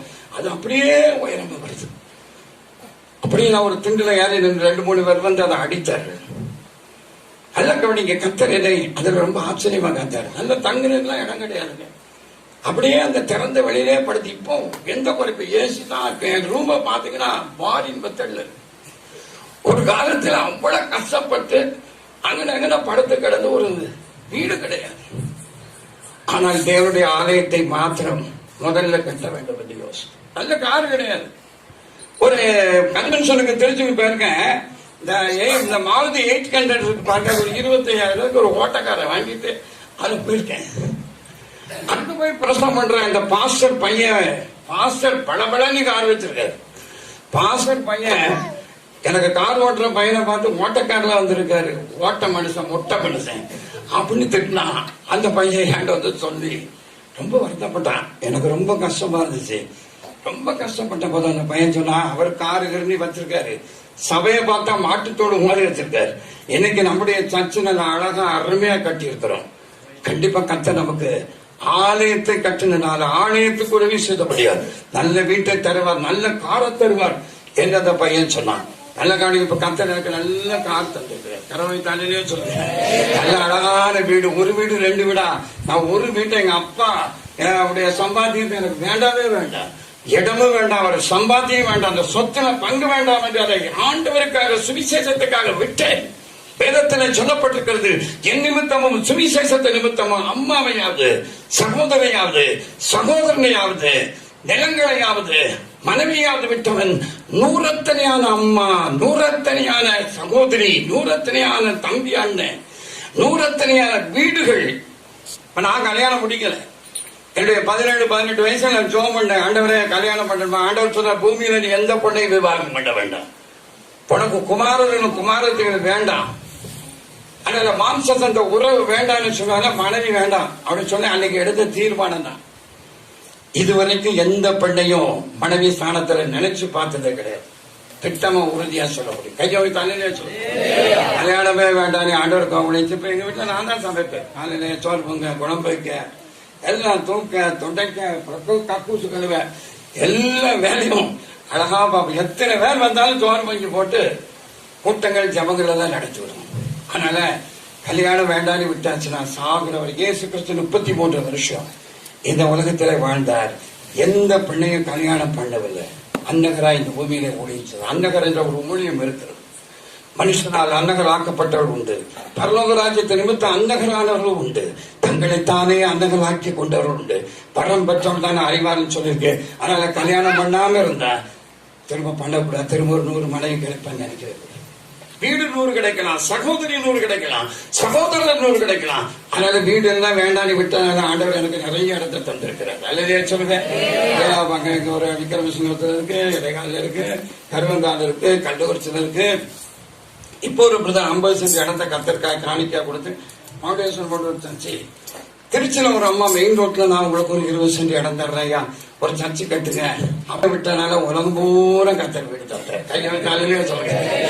ஒரு அம்மாவை விட்டனால எனக்கு நிறைய அம்மா கடவுள் ஊழியத்துல தந்திருக்கிறாரு. இல்லையா சொல்லுங்க. சகோதரிகள் எல்லாம் வேண்டான்னு விட்டனால நிறைய அக்காமாரெல்லாம் தந்திருக்கிறாரு. ஒரு அம்மா ஒரு அக்கா, இனி அக்கா தம்பின்னு தான் கூட என் மேல எவ்வளவு பாசம் வச்சிருந்தாங்க தெரியுமா? எத்தனை சகோதரிகள். அதனால இதெல்லாம் விட்டா கண்டிப்பா விட்டதான். கடவுளையா சொல்லுங்க. அதனால கண்டிப்பாக மனைவியோடு இருக்கிறவர்கள், குடும்பமா இருக்கிறது, இந்த உடன்படிக்கை மீறவே கூடாது. நம்முடைய ஆண்டவராய் இருக்கிற தேவன் நல்லவர் ஐயா. அவர் ஆலயத்தை கட்டுறதுக்காக முயற்சி பண்ணும்போது இதெல்லாம் விட்டுட்டு சர்ச்சை கட்டணும். சர்ச்சையுடைய காரியத்தை நம்ம முழு அக்கறையா இருக்கணும். அதுக்காக கொடுக்கணும். அதை கட்டணும். எத்தனை இடங்கள்ல சபை இல்லாத இடங்களில சபைகளை கட்டுறதுக்காக நீங்க ஜெபம் பண்ணுங்க. அதுக்காக பிரயாசப்படுங்க. அப்போ கர்த்தர் கண்டிப்பா உங்களை அபிஷேகித்து வலது கையை பிடித்து இரும்பு தான் பாறை நான் உடைப்பேன்னு சொன்னார். கையை வைத்து அழுக சொல்றேன். பெண்களை கதவுகளை முறித்து அங்க இருக்கிற பொக்கிஷத்தையும் புதையலையும் உனக்கு என்ன செய்வேன்? ஆண்டவரே கொண்டு வந்து நமக்கு தர. நம்ம போய் ஒரு நாளா தச்சுக்கிட்டு இருக்கு. யார்ட்டையுமே நன்கொடை கண்டதே கிடையாதுங்க. உட்கார்ந்து ஜபம் தான் பண்ணுவேன். எனக்கு நன்கொடை வாங்குறது, கட்டாயமா காணிக்க வாங்குறது. காணிக்கனா பிரசங்கம் பண்ணணும், அது தப்பு இல்லை. கடவுளுக்கு கொடுங்கன்னு சொல்லி கட்டாய காணிக்கலாம் வாங்குறது. நானும் எங்க வீட்டு தச்சுல ஒரு பெட்டி வச்சிருப்போங்க. அதுல யாரும் நான் ஒரு நாள் காணிக்க எடுக்கிறதே கிடையாது. பெட்டி இருக்கும். ஜெபம் பண்ணும்போது யாராவது என்னுடைய கைகளில கொடுப்பாங்க. அதை வச்சுதான் இன்னைக்கு நான் ஊழியச்சிறேன். ஒரு நாளாவது என்னுடைய சர்ச்சை கட்டணத்துக்கு நன்கொடை வசூலிக்கும்படி வீடு விடாய் டொனேஷன் புக் எடுத்துட்டு போனதே கிடையாது. உட்கார்ந்து ஜெபம் பண்ணுவேன். ஆண்டவர் எங்கேயாவது இரும்பு தாழ்பால உடைச்சு பெண்களை கதை முறிச்சு நான் இருக்கிற இடத்துல கொண்டு வந்து கடவுள் கொண்டு கொடுப்பார். ஆமே. கையை வச்சு அல்லாச்சு. மனுஷன் கராட்டால யார் தருவார்? கடவுள். ஆண்டவர் சொன்னார், கேளுங்கள் அப்பொழுது உங்களுக்கு உனக்கு பொண்ணு மாமியாரா சொன்னா, இல்ல அம்மா காரி சொன்னாடா, இல்ல மைனி சொன்னாடா. அங்கெல்லாம் போய் கேட்டா கிடைக்காது. 2 நாளைக்கு கிடைக்கும். அண்ணி எனக்கு ஒரு 50 ரூபாய் கொடுங்கன்னா, ஏன் 50 என்ன 100 தாரன்னு கொடுப்பா. அடுத்த திரும்ப போய் அண்ணி எனக்கு ஒரு 100 ரூபாய் தாங்கன்னு கேட்டா, அப்படியா அப்படின்ட்டு திரும்ப கொடுப்பா. அடுத்தவங்க போனா கொடுத்துட்டு சொல்வேன், இனிமே பணம் காசு வீட்டுக்குள்ள என்ன செய்யாத வந்துடாத. நம்ம ஆண்டவர் அப்படி இல்லை. எப்ப கேட்டாலும் தருவார். கையை தலையிலே சொல்லுங்க. ஒரு நாள் இல்லைன்னு சொல்லவே மாட்டார். நம்ம கேட்கிற எல்லாருக்கும் கொடுக்கிறவர் யாருதான்? ஆண்டவர் தான். நானும் கேட்டதெல்லாம் தந்துகிட்டே இருக்காருங்க. ஒரு நாள் எனக்கு ஒரு 1000 ரூபாய் தேவைப்படுச்சு. ஆண்டவர்கிட்ட கேட்டேன், ஏசப்பா எனக்கு ஒரு 1000 ரூபாய் வேணுங்க, எனக்கு ஒரு 1000 ரூபாய் தாங்க அப்படின்னு சொல்லி ஜெபம் பண்ணணுமா. ஜெபம் பண்ணி முடிச்சு 8 மணிக்குள்ள தாங்கன்னு ஆண்டவர்கிட்ட கேட்டேன். காலையில 8:30க்குள்ள வேணும், 1000 ரூபாய் தாங்க ஆண்டவர்னு கேட்டேன். 8 மணிக்கு ஒரு அம்மா எங்க வீட்டுக்கு வந்தா.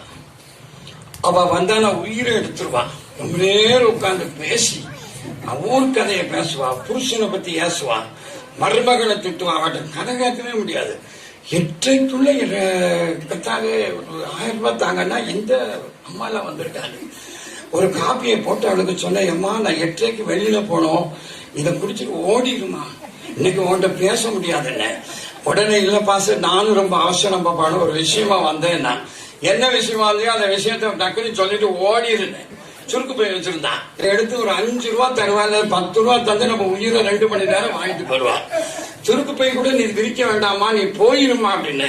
இல்லை, முக்கியமா இருந்துக்கு நான் உங்களுக்கு கொடுத்தே தரணும் அப்படின்னா. அப்ப கொடுக்கறத கொடுத்துட்டு ஓடி எதுவும் பேசாதன்னு உடனே சொன்னா, ஐயா எங்க மாடு குட்டி போட்டுருந்துச்சுயா, கண்ணு குட்டி. அதனால முதல் குட்டியை கத்தருக்கு காணிக்க கொடுக்கணும்னு எனக்கு ஆசை. அந்த மாட்டு கண்ணு குட்டியை கொண்டு உங்ககிட்ட கொடுத்தா நீங்க ஊழியம் செய்ய மாட்டீங்க, பிற மாடுதான் மேய்ப்பீங்க. அதனால கண்டிப்பா அதை வித்து பணமா கொடுத்துருவோம்னு என் மனசுல பட்டுச்சு. அதனால நான் 1000 ரூபாய் கொண்டு வந்திருக்கேன். 10 ரூபா கொடுக்க 5 ரூபா கொடுக்கவே இப்ப எவ்வளவு கொண்டு வந்திருக்கா? கண்ணு குட்டியை வித்து 1000 ரூபாய் கொண்டு வந்திருக்காங்க. உட்காரமா இன்னொரு தமிழர் காப்பி போட்டாங்க. போட்டு கொடுத்து கரெக்டா 8:30 மணிக்கு 1000 ரூபாய் 5 ரூபா கொடுக்கிற கேஸ் 1000 ரூபாய் கொடுக்கறத மாத்தி கத்தர் கொண்டு ஆண்டவர் பாருங்க. தேவை 2வது நாள், அடுத்த நாள் ஒரு 1000 ரூபாய் தேவைங்க. அடுத்த நாள் 1000 ரூபாய் தேவை. நான் உடனே ஆண்டவர்கிட்ட நேரத்து நீர் கொடுத்த பாதி இன்னைக்கும் கண்டிப்பா நீங்க எங்க வீட்டுக்கு அவங்க நான் தேடி போறது இல்லை, நீங்க தான் கண்டிப்பா கத்தாவே நீங்க தாங்க அப்படின்னு சொல்லி ஜோம் பண்ணேன். ஜோம் பண்ண உடனே எனக்கு வேலை பார்த்தேன். எங்க வீடு கட்டி கொடுத்த ஒரு ரத்னாகரன் ஒருத்தர் இறந்து போனாரு. அவர் சாக கணக்கு மாதிரி ஜோம் பண்ணேன். சோமான பிறகு அவர் தான் வந்து எனக்கு ஒரு வீடு கிஃப்டா கட்டி கொடுத்தாரு. எல்லாம் கவனிக்கணும். அவர் வந்தாரு. வந்து ஐயா உங்களை பார்க்க வந்திருக்கிறேன் அப்படின்னாரு. வாங்க ஐயா உட்காருங்க சொன்னார். நான் ஒரு 500 ரூபாய் உங்களுக்கு காணிக்க கொடுக்கறான்னு சொல்லி வந்திருக்கிறேன். நம்ம 1000 கேட்டோம், இவர் என்ன 500 கேட்டது அப்படின்னு யோசிச்ச. அடுத்து சொன்னாரு, நான் வரும்போது என் தங்கச்சி அண்ணன் எங்க போறீங்கன்னு கேட்டா, ஐயாவை பார்க்க போறேன். உடனே நான் ஒரு 500 ரூபாய் தரேன், நீங்க அதை கொண்டு கொடுங்க. அந்த 500 இந்த 500 1000 இருக்குனாரு. உடனே அவரை டக்குனு உட்காருங்கன்னு சொல்லி ஒரு காப்பியை போட்டு கொடுத்து கவனிக்கணும். ஆண்டவர் பாருங்க எப்படி அதிசயத்தை செய்யணும். அடுத்த 3வது நாள் ஒரு 1000. இப்படி நம்ம ஒரு வீட்டுல போய் 1000 கேட்ட தர விளக்கு மாதிரி பேசி போய் ஓடி 3வது நாள் ஒரு 1000 ரூபாய் காணிக்கா அப்படின்னு சொன்னேன். மில்லுல இருந்து ஒரு போன் வந்துச்சு. அதோ அப்படின்னு யார் அப்படின்னா பேசுறவனா சொன்னாங்க, டிஎஸ்பி ஆஸ்டின் அவர்கள் வந்து இங்க இருக்கிறாங்க, உங்களை பார்க்கணும்னு நினைக்கிறாங்க, சீக்கிரமா இங்க போகணுமா, காலையில 8 மணிக்கெல்லாம் வந்துருவாங்க. சரி வர சொல்லுங்கன்னா இந்த ஐயா அவனை என்ன பாக்குறக்கா ஃபேமிலியா வந்தாரு. வந்து அவருக்கு இந்த கோழி நாயெல்லாம் பிடிக்கும், அதெல்லாம் அப்படி பார்த்தாரு, ஒரு ஜோம் பண்ணாரு. கரெக்டா 1000 ரூபாய் அவருக்கு காணிக்க கொடுத்துட்டு போனார். சொல்லுங்க, ஆண்டவர் என்னுடைய தேவைகளை நான் கேட்கறத கரெக்டா எத்தனை மணிக்கு எனக்கு வேணும்னு கேட்கணும். இன்னைய தேதி வரைக்கும் ஆண்டவர் என்ற தேவைகளை தான் கேளுங்க கொடுக்கிறவர் அவர் தான். மனுஷங்கிட்ட போய் எனக்கு அதை கொடு இதை கொடு காணிக்க கொடு இடத்த விட்டு கொடு கட்டாய காணிக்கலாம் வாங்கக்கூடாது. பைபிள் சொல்லுது, அவன் விசனமாய் அல்ல கட்டாயமாய் அல்ல உற்சாகமாய் கொடுக்கிறதுக்கு கர்த்தர் எப்படி இருப்பார்? கையோ எனக்கு என்ன வேணுமோ. ஒரு நாள் பணத்துக்காக ஒரு கூட்டத்துல போய் பிரசவம் பண்ணது கிடையாது. பணத்துக்காக எந்த வீட்டுல ஏறி இறங்குறது கிடையாது. நான் லப்சோனியா இருக்கிறேன். அன்பானவர்களே, கண்டிப்பா கர்த்தர் கேட்கிறதெல்லாம் தருவார். இரும்பு தாழ்பால உடைத்து பெண்கள கதவுகளை முறித்து அந்தரங்க பொக்கிஷத்தை நான் உனக்கு அவர் தருவார். அவர் நல்லதே சொல்லுங்க, நிறைய தருவார். ஆமைக்கு குலுக்கி சரிந்து விழிபடி மடியில போடுவார். எத்தனை பேருக்கு அந்த நம்பிக்கை இருக்கு? ஒரு அழகிய சொல்லுங்க. உண்மைங்க. எப்படி இருக்கிற ஒரு குறை வந்து எங்க வீட்டை வந்து பாருங்க, ஒரு குறையும் கிடையாது. எங்க குடும்பமே அண்ணாந்து பாக்குது. அல்லங்க என்ன வேண்டாம் வெறுத்தவர்கள் எல்லாம் என்னை தேடி ஓடி வருகிறார்கள். என் கூட படிச்ச பெரிய டாக்டர் ஆர்வம் ஊழியத்தை நான் போய் பாக்குறேன். ஒரு இடத்துல பார்த்து ரொம்ப டிஎஸ் ஃபண்ட் 1வது 8வது வரைக்கும் ஒரு சமூட்டாய் வாங்கினா கூட பாதியை பிச்சு 50-50 சாப்பிடும். அவட ஒரு நாள் சந்தித்த போது சொன்னான், வெத்தலையா மாதிரி பயவிடத்துக்கிட்டு போறேன், ஐ எம் டாக்டர் அப்படின்னு என்ன ஒத்தனை தள்ளிட்டு போயிட்டேன். தூத்துக்குடியில விக்டோரியா கேர்ள்ஸ் ஹை ஸ்கூல்ல ஒரு பெரிய ஃபுல் நைட் பேசுறதுக்கு டேட்டு கேட்டிருந்தார். அங்க நான் பேச போனேன். நடத்துறவங்க எல்லாம் பெரிய பெரிய பல் டாக்டர், இன்ஜினியர், பெரிய பெரிய ஆட்கள் தான் அந்த டீம்ல இருக்கு. பல ஆயிரக்கணக்கான மக்கள் அப்போ வந்திருந்தாரு. நல்லா கவனிக்கணும். அதுல நோட்டீஸ் வால் போஸ்ட் எல்லாம் அங்க ஒட்டப்பட்டதை பார்த்து அந்த டாக்டர் அந்த பையன் வந்தான். வந்து அவன் குடும்பமா முழங்கால் போட்டு சொன்னா, சேகர் நல்ல தம்பினா எங்கெங்கெல்லாமோ நோட்டீஸ் வால் போஸ்ட் எல்லாம் பார்த்தேன். என்னுடைய பெயர் குறிப்பிட்டு எழுதினது தான் தெரியுது. ஆனால் கர்த்தர் உனக்கு நல்ல நாமத்தை தந்திருக்கிறார். அல்லையா சொல்லுங்க அப்படின்னு சொல்லி எட்டிப்பாராத உயரத்தில் உயர்த்தி இருக்கிறார்கள். அன்பானவர்களே, நீ அபிஷேகம் பண்ணப்பட்டவனாக ஆலய வாஞ்ச உள்ளவனாக இருந்தார்.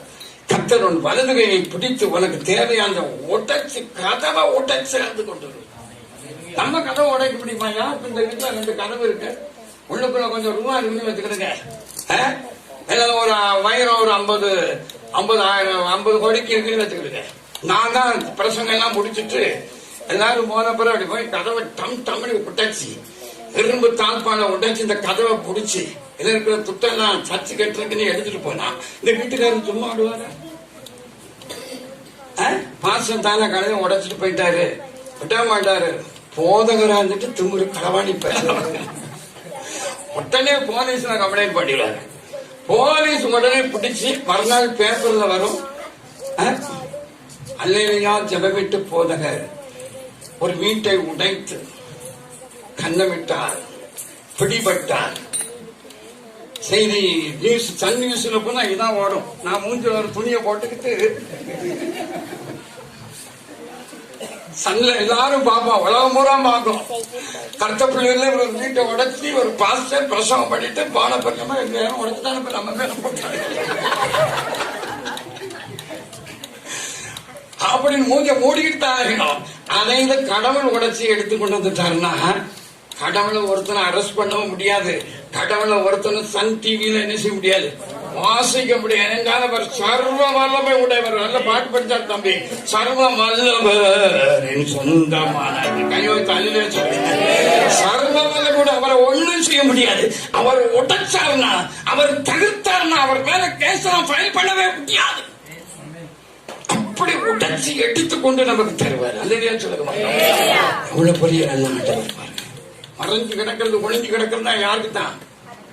உங்களுக்கு தான். கையை வைத்தாங்கன்னு சொல்லுங்க, வாசித்தாங்க அந்த அம்மாவுக்கு தான். நிச்சயங்க, கண்டிப்பா கத்த நிறைய தருவார். நம்ம ஆண்டவரை மாதிரி கொடுக்கறதுல யாருக்கு மிஞ்சாது, ஒட்டச்சல் வரைக்கும் அது கத்த கொடுக்கும். என்னுடைய தேவையெல்லாம் அப்படித்தாங்க தந்திருக்காரு. ஒரு நாள் எனக்கு 7000 ரூபாய் தேவைப்படுது. உடனே வீட்டுல கதவை, ஒரு சின்ன வீட்டுல கூட இடம் தான், கதவை சாத்திட்டு உட்காந்து தோத்துறான் 7000 ரூபாய் வேணும் இல்லையா, அதனால உட்காந்து தோத்துறான். ஐயா யார்ட்டும் போய் கேட்கற கிடையாது, ஜபந்தான் தோத்துறான். ஒரு பையன் வந்து, ஐயா எனக்கு ஒரு ஜோம் பண்ணிட்டு அது பிறகு பூட்டிக்கிட்டு தோத்துறேன் எம்மா கடை, எனக்கு ஒரு முக்கியமான விஷயம், 1 மணி நேரம் தோத்திரம் பண்ணிட்டு தான் நான் உன சந்திப்பேன். பிறகு தோத்திரம் தான் உடனே தட்டும், பாசையா கைசத்தை நான் வேலைக்கு போனோம், புதுசா நான் வேலையில ஜாயின் பண்ணிட்டேன். போ தோத்துறான் திரும்ப வந்தான். ஐயா எதுக்கிட்டே உயிரை போட்டு வாங்குறேன்னு, ஐயா முதல் மாசம் சம்பளம் 7000 ரூபாய் கொண்டுட்டு வந்தீங்க, இதை கொடுத்துட்டு போலான்னு நீங்க கதவை போட்டுக்கிட்டு என்ன செய்ய, தோத்துறோம் இருக்கீங்க. அப்புறம் வேலை போயிருப்பியா, முதல் மாதம் சம்பளத்தை கடவுளுக்கு கொடுப்போட்டாந்து இது என்னையா அப்படின்னா, உடனே உள்ள வாடே அதுக்கு தாண்டே தோத்துற போட்டுக்கிட்டு கூப்பிட்டு அவனுக்கு ஒரு டம்ளர் காப்பியை கொடுத்து அந்த ஆண்டவர் தேவையா நான் ஜெபிக்கிறதுக்கு முன்ன முடியும். அந்த பையனை என்ன செஞ்சாரு, ஆண்டவர் சொல் புறவதற்கு முன்னமே அவன் தேவைகளை நான் என்ன செஞ்சிருக்கிறேன், அறிந்திருக்கிறேன். இரும்பு தாழ்பால உடைக்கிறவர் ஐயா, நமக்கு ஒரு குறைவில்லாம நடத்துகிறவர். அல்லதுயா சிங்கக்குட்டி தாழ்ச்சிருந்து பட்டினியா கிடந்தாலும் கத்தனை தழுக்கு என்ன செய்யலாம், ஒண்ணுமே குறைபடாது. அந்த அளவுக்கு இரும்பு தாழ்பால உடைப்பார், வெங்கல கதவுகளை முறிப்பார், அந்தரங்க பொக்கிஷத்தை கொடுப்பார், புதையலை கொடுப்பார். படிக்க சுத்தம் டைம் ஆயிட்டு கொடுப்பார். அதான் உனக்கு முன்னே போய் அதை வாசிங்க. வெங்கல கதவுகளை எல்லாம் முடிச்சு படைத்து அதுதானே ஒளிபடத்தில் இருக்கிற புதையல்களை நான் உனக்கு கொடுப்பேன். யாக்கோபின் நிமித்தமும் நான் தெரிந்து கொண்ட இஸ்ரவேலின் நிமித்தமும் நான் உன்னை பெயர் சொல்லி அழைத்தேன். கையை வைத்து அலையில சொல்லுங்க. ஒரு பெரிய பிரசங்கம் விடிய முழு ரஜம் மாதிரி பண்ணிட்டு இருக்கலாம் போலுக்கு. இப்படி ஒரு பெரிய பாயிண்ட் இந்த சிஸ்டர் எடுத்து கொடுத்தாங்க. என்ன செய்ய நான் ரொம்ப ஷார்ட்டா சொல்றேன். யாக்கோபின் நிமித்தமும் இஸ்ரவேல் நிமித்தமும் கர்த்தர் நம்முடைய பெயரை சொல்லி அழைத்தாங்க. அலையில சொல்லுங்க. ஆண்டவர் பெயர் சொல்லி கூப்பிட. இன்னைக்கு ஊழியக்காரங்களாம் பெயர் சொல்லி சொல்லுங்க.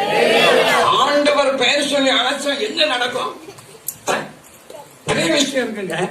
ஒரு காரியத்தை நான் உங்களுக்கு சொல்ல நான் ஆசைப்படுகிறேன். ஒரு மனுஷன் ஆண்டவரை பார்க்கறதுக்கு ஆசைப்பட்டு ஒரு காட்டாத்தி மரத்துல ஏறி உட்கார்ந்து இருக்கலாம்.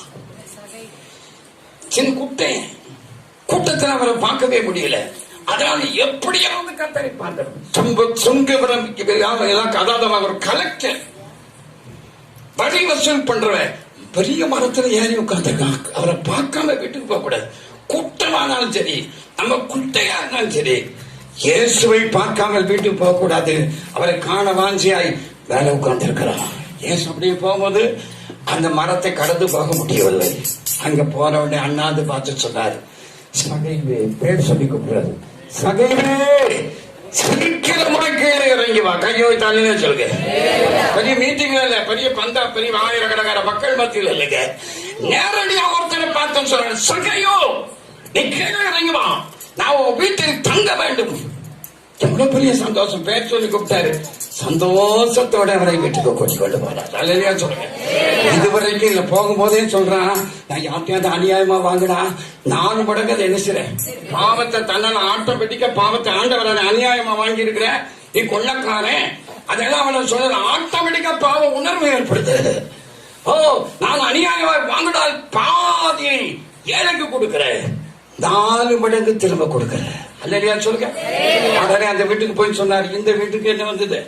அங்க அவனை பேர் சொல்லி கூப்பிட்டு அவன் வீட்டை ரட்சிப்பின் வீடாய் மாற்றினார்.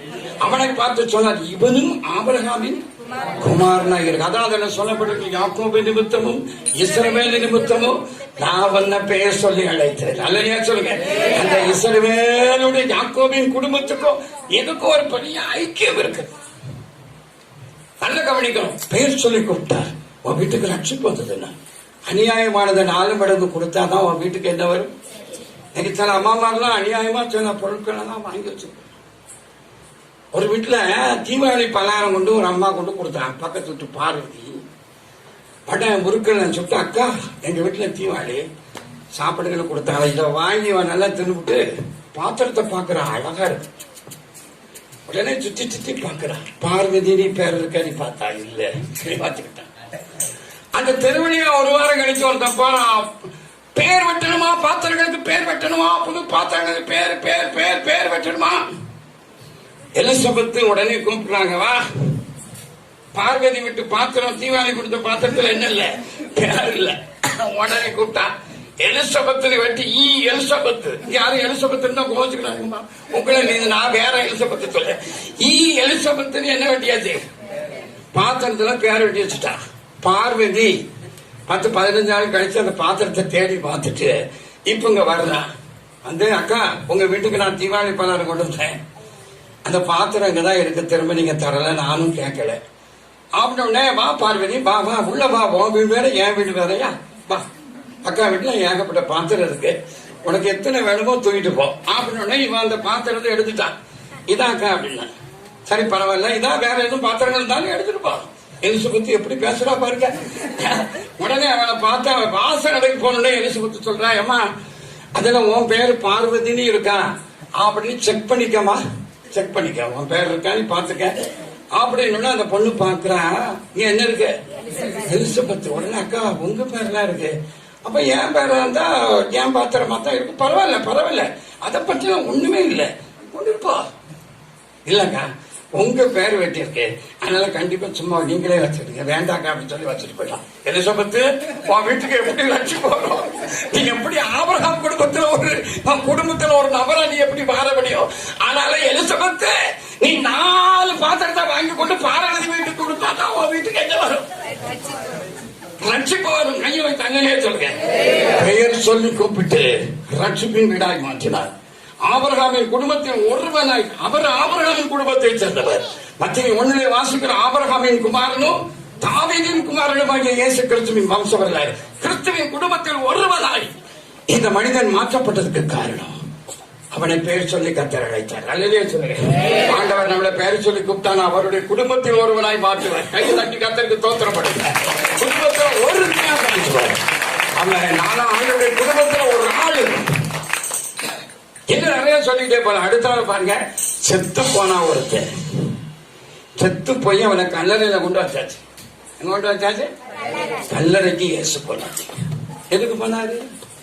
நம்ம எல்லாம் கல்லறைக்கு எதுக்கு போவோம்? அங்க போய் அவனுக்கு மெழுகுத்திரி நிலத்துல கொளுத்தி வைக்க போவோம். கிளறி உயிரோடு இருக்கும்போது ஒரு லைட்டை போட்டாலும் அப்பெல்லாம் எலக்ட்ரிக் பில் கட்டுமா? வயசான காலத்துல உனக்கு லைட்டு கேட்கணும், அந்த கிளவிய கிளிவிழி கிழிச்சிட்டு இப்ப அவளை கொண்டு அடக்க பண்ணிட்டு கல்லறையில எவ்வளவு நிலம் இவ்வளோ எழுத்து எதுக்கு? அவன் எழுப்பி ஆதியாமத்திலிருந்து வெளிப்படுத்தின விசேஷத்துக்கு வாசிக்கவா போறா? உயிரோட இருக்கும்போது சோறே கொடுக்க மாட்டாயா? சோறே கொடுக்க செத்த பெப்ப கொண்டு எழுது பாயாசம். எங்க பாட்டிக்கு பாயாசம் படைக்க பாடு பாட்டியா தப்பா? அங்க கிடக்கிற ஊர் நாய் தெரு நாய் தின்னுட்டு போகும். கல்லறையில அப்படியெல்லாம் செய்யக்கூடாது. உயிரோடு இருக்கும்போது செய். கல்லறைக்கு ஏசு போனார் எதுக்கு தெரியுமா? நாரி போன ஒரு மனுஷனை பெயர் சொல்லி கூப்பிட்டார். கையை தட்டி கத்தருக்கு தோத்திரம் பெயர் சொல்லி பெயர் சொல்லி கூப்பிட்டனால செத்து நாரி போன மனுஷன் உயிரோடு இருக்கிறான். பெயர் சொல்லி கூப்பிடானே இந்த பாசரை கொண்டு ஒரு கல்லறையை கொண்டு இருந்து செத்தவனாவை எழுப்ப முடியுமா? முடியாது. இயேசு பெயர் சொல்லி கூப்பிட்டா செத்தவன் கூட இல்லை செய்வான், உயிரோடு வருவான். அல்லையா சொல்லுங்க. அந்த ஆண்டவர் உங்க பேரையும் என் பேரையும் சொல்லி என்ன செய்வாரா? எவ்வளவு பெரிய பாக்கியம். அல்லையா சொல்லுங்க. அந்த காலத்து சபையில எல்லாம் ஏதாவது தப்பு பையனை லவ் பண்ணான்னு தெரிஞ்சது வீட்டுல கூப்பிட்டு வச்சு சர்ச்சுக்கு தான் கொண்டு வராங்க. ஐயாட்ட வாங்கி முட்டுக்கு கூட அடி. ஒரு பிள்ளை லவ் சர்ச்சில் வந்து லவ் பண்ணிச்சு.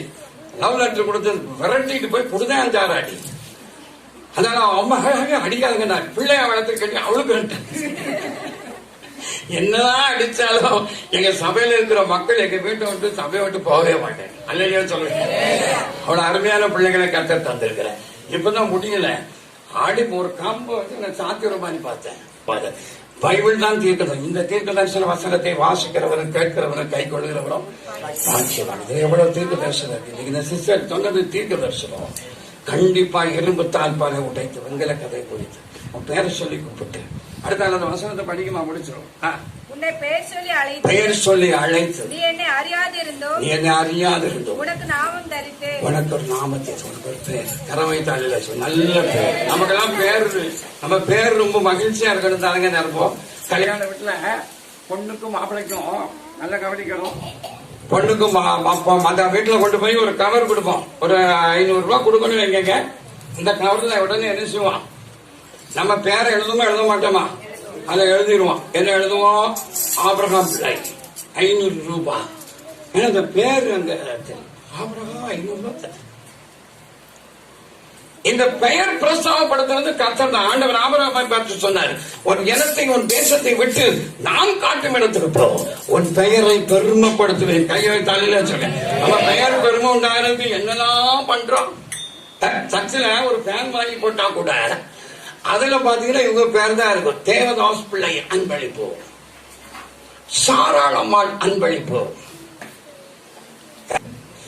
ஏன்னா அந்த பேர் தெரியுமா இவர் வாங்கி வச்சிருக்காரு அப்படின்னு.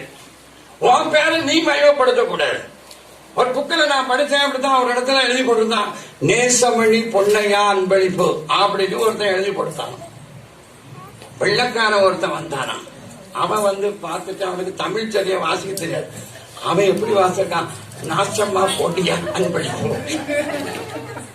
நேசமணி பொன்னையா அன்பளிப்புங்கிறத வெள்ளக்காரன் இருக்க பாருங்க, தமிழ் வாசிக்க தெரியாம நாசமா பொன்னையா அன்பளிப்பு.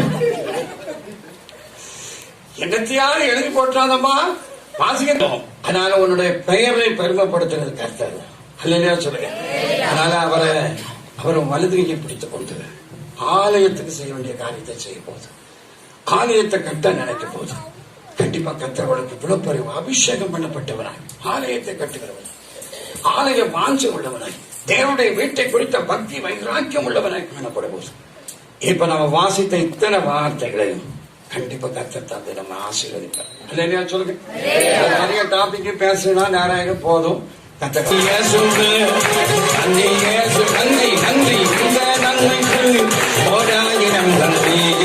சக்தி காலல்ல கையோ வெள்ளச்சாலல்ல இந்த அல்லையோ என்னை நடத்தியது. சொல்லுங்க. நன்றி இயேசுவே, நன்றி நன்றி இயேசுவே, நீ செய்த நன்மைகள் ஓராயிரம் நன்றி. சக்தியாலல்ல கையோ வெள்ளச்சாலல்ல இந்த அல்லையோ என்னை நடத்தியது. கிருபையா தேவ கிருபையா தயையா தயையா நிச்சய தயையா. நன்றி நன்றி நன்றி நன்றி. நீ செய்த நன்மைகள் ஏராளமானவர. கோழித்த குஞ்சுகளை அப்படியே சேர்த்துக் கொள்வது போல இதை சேர்த்துக் கொள்கிற தேவனாண்டவரை. கழுகு தன் குஞ்சுகளை அப்படியே தோளில் சுமக்கிறது போல இல்லை சுமக்கிற தேவனாலா. நான் மரண இருளின் பள்ளத்தாக்கிலே நடந்தாலும் நான் பொல்லாப்புக்கு பயப்படுறேன். தேவரை என்னோடு இருக்கிறேன். கரத்தை பிடித்தடி நடத்துகிறேன். எல்லாம் கையை தட்டி உச்சாமா ஜோபாங்க. வல்லமை இறங்கட்டும், அபிஷேகம் இறங்கட்டும், ஒரு அக்கினி இறங்கட்டும், சிலைகள் மாறட்டும், எல்லா தீய சக்திகளும் ஓடட்டும், கஷ்டங்கள் மாறட்டும், கடன்கள் மாறட்டும், கருத்தரங்கள் மாறட்டும், வறுமைகள் ஒழியட்டும். பிசாசுடைய குறிகள், பல்லாத ஆவிகள், தீய சக்திகள், சூரியங்கள், மந்திரங்கள், செய்வனைகள், எல்லா மந்திர சக்திகள் இந்த தேசத்தை விட்டு ஒழிக்கப்பட்டு வல்லமை இறங்கட்டும் ஐயா. ஒரு அக்கினி இறங்கட்டும் ஐயா. ஒரு அக்கினி இந்த இடத்துல இறங்கட்டும். ஊழியத்தில் ஒரு வல்லமை இறங்கட்டும். ஊழியத்தில் தேவனுடைய மகிமை இறங்கட்டும். அநேகர் ரட்சிக்கப்படட்டும். அநேகர் தேவனை அறியட்டும். அநேகர் பரிசுத்தவான்களை மாறட்டும். அநேகர் நீதிமான்களை மாறட்டும். எல்லாம் அப்படியே சொன்னீங்க. எல்லாம் வாயை திறந்து கையை தட்டி எல்லாம் ஆவியில நிரம்பி கர்த்தரை பயன்படுத்துங்க. இதை சரியாத்தை விட்டு கொடுங்க கடவுளுக்கு.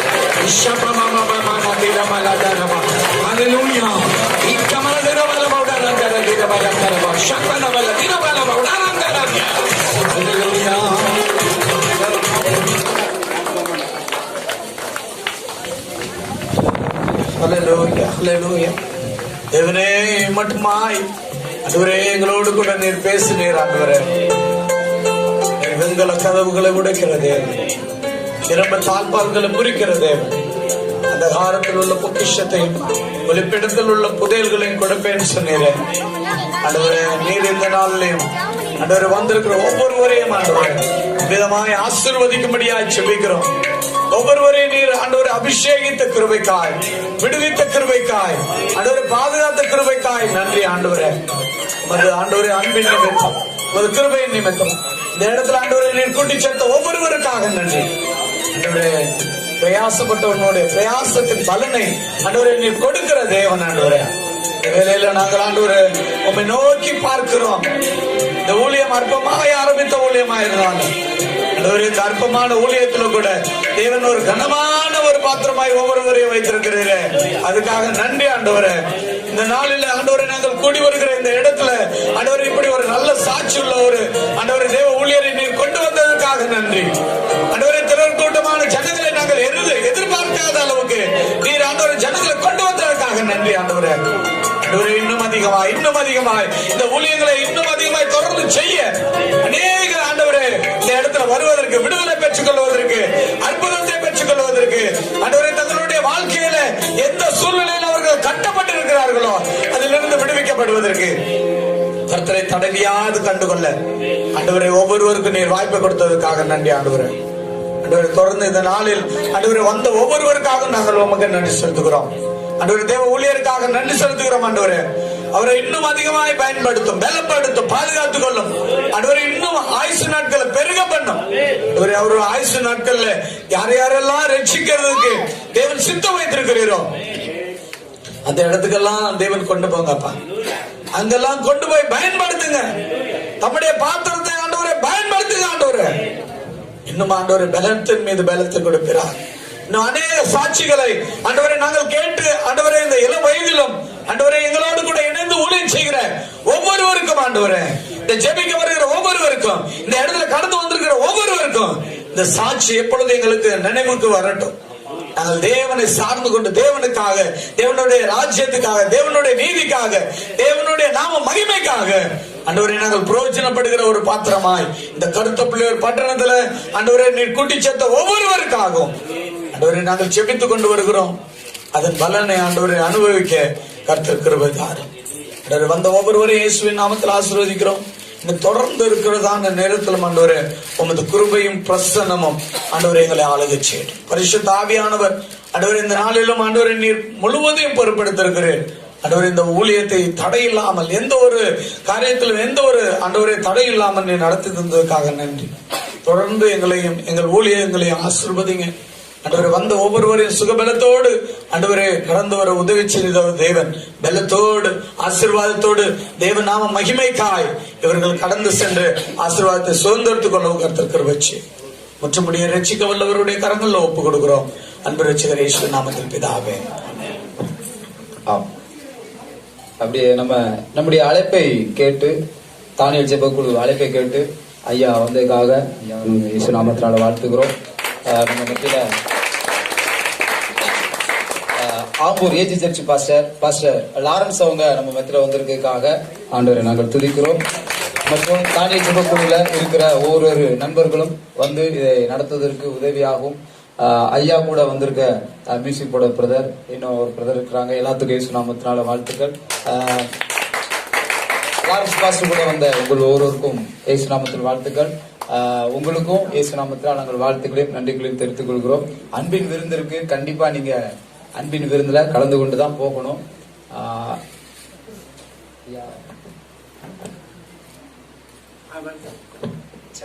ஐயாட்ட எதுவும் நீங்க சிறப்பா ஜெபம் பண்ணணும்னா நீங்க வந்து ஜெபம் பண்ணிக்கலாம். எல்லாரும் சேர்ந்து சொல்லுவோம். என் ஆத்துமாவே